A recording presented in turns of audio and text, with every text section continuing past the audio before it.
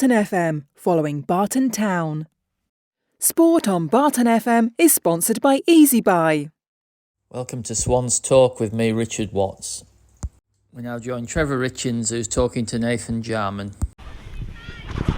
Good evening, Nathan. Good evening, Trevor. Just started to rain. Yeah, brilliant. Nice, isn't it?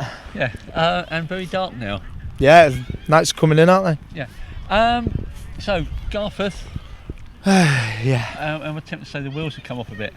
We've got 1 point from the last 4 games. Yeah. It's not. I know, and it's how fast football turns around. I mean, them 4 games ago, we was top of the league, and everyone was happy, hunky dory. So, yeah, it shows how fast it can turn and how fickle people can be. So yeah, it's just up to us to turn it back around. So Eccles Hill on Saturday. Yep. Which hopefully the weather will be okay with the weather forecast. Nice Well, warm day. Yeah, I've looked. It's going to be warm, isn't it? Yeah. So. Yeah. So we had a bit of trouble at the away game last season with them. Yeah. Post game. I think that player that caused that has left. Well, he's in prison. He's in prison, is he? Yeah, he's in prison. Okay, Believe it or not. That explains why he's left. Yeah. So how do we see the game going? Because they've had a difficult few games recently as well. Yeah, they have, but it's still going to be a tough game. They'll be difficult to break down, and I'm just hoping it. Well, we'll try everything we can to get it to go our way. But yeah, there's no easy games in the league. You've seen teams that are near the bottom beating teams near the top, and it happens all over. So we'll do everything in our power to make sure the 3 points stay with us, and then it's up to us then to start a run, get on a run, and keep ticking over and head back up the league. Now we've got Brooklyn Dennis. Yep. Joined the squad. Yep.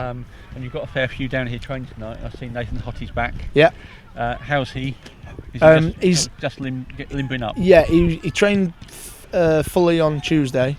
He's a little bit stiff from the session, but hopefully he's going to be. Hopefully he'll be fine for Saturday. And you mentioned after the game at Garforth that we might be getting some others in. Presumably that's still in abeyance. Well, he's signed for a different team. Okay. 10 minutes from his house, so it's very last minute, very annoying. Right. But it's part of the, I don't want to say predicament. It's not a predicament. It's our location and the fact that we're not, right next to. We're in the. Yeah. Out in the sticks, kind of thing. We're in the sticks, but we're in the middle of 3 big towns. Yep. Grimsby, Hull, and Scunthorpe, and with other teams around there that quality players can go and play for. So. Yeah. Now you've had your fair share of disagreements with officials. No. Yes, I think you might have done. So at the weekend we had Liverpool had a goal disallowed. Yeah. VAR Yeah. said it was offside, or Yeah. the wrong decision was made.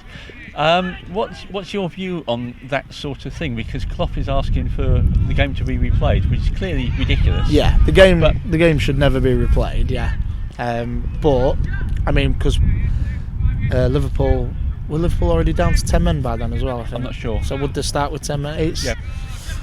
And then they went down to 9 men. Although I thought that was unlucky as well. It's a funny one, isn't it? It's hard. I've listened to the audio as well, which don't make it any better for them. No. It sounds like there's a misunderstanding between what the VAR people were being asked. Yeah. Or thought they were being asked. Yeah. So they thought that the goal had been given, I think. Yep. So they said, yeah, check complete. Yep. It's definitely onside. Yep. And then the refs played on from a restart from a free kick for an offside. Yep.